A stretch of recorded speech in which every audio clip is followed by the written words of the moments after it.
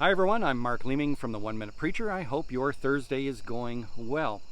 I like to start off each and every day with a great hot cup of coffee, and so if you have one in hand, a toast to having a great Thursday. Well, welcome to my backyard. As you can see, I have a nice beautiful wooded area behind me. And just within the last few weeks, I discovered that a flock of wild turkeys have been roosting there. And the only reason why I know that is because the mother has brought out about a dozen of her youngsters right in my own backyard. How cool is that? And then just a couple months ago, this family of little stinkers, family of skunks, who, by the way, were just raiding our strawberry patch. And I managed to film this video with my iPhone. And yes, I managed to do all of that without getting sprayed. Whoever said that country living is boring? Hey, where are you going? Hey, where are you going? But here's the sobering reality. Most of those cute little skunks will have been killed by now. And the fate holds true for the wild turkeys. Most will not reach adulthood, and that's because of predators, foxes, fishers, coyotes, who are trying to feed their own young. This whole brutal cycle of life, of nature. You see, as beautiful as all that may appear behind me, as scenic, as tranquil as it may be, what you're looking at right now is a battlefield, a war zone. There it is, a bloodbath 24/7 happening right back there.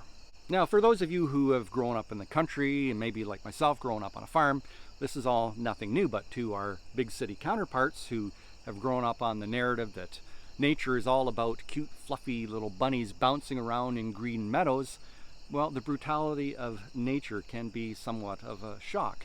It can be quite disturbing to discover that Mother Nature, well, she isn't very motherly. You certainly wouldn't want her as your mother.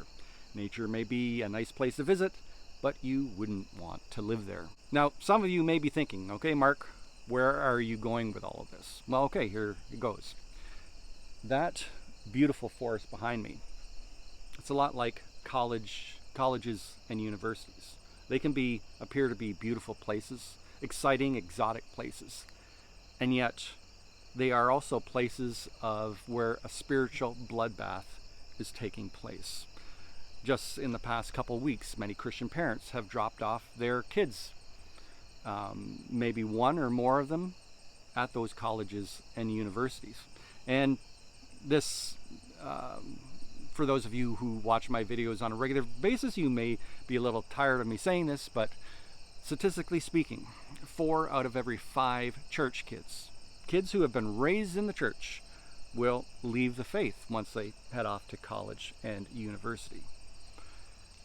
Now, let me quickly point out that even if you do everything right as a Christian parent, there's still no guarantees, right? I mean, I know Christian parents who have done basically everything right, and yet their kids have left the faith.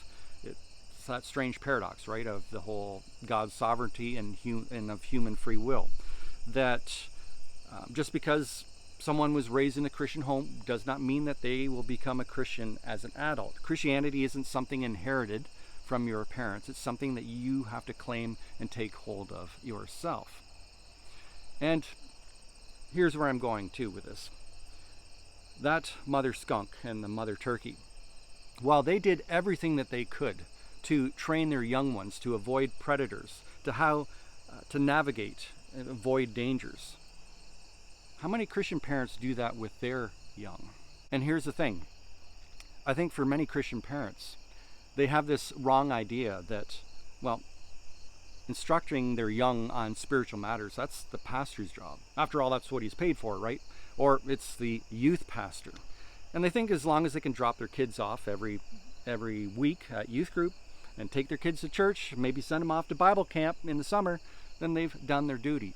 Well, hardly. That's not the case. The primary responsibility for teaching your kids about the faith is you.